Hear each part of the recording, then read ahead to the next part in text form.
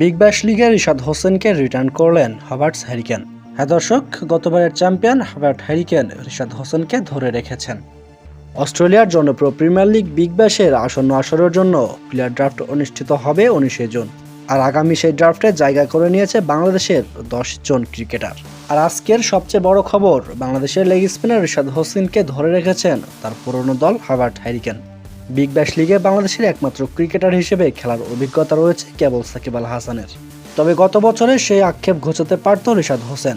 তবে বিসিবির কারণে ফাইনালে হ্যারিকেনের হয়ে খেলতে পারেননি রিশাদ হোসেন। ছাড়পত্র না পাওয়ার কারণে সেই ফাইনাল থেকে বঞ্চিত হয়েছেন রিশাদ হোসেন। শুধু বঞ্চিতই হননি, তার নামের পাশে থাকতে পারত অন্য এক লিগের চ্যাম্পিয়ন হবার তকমাটাও।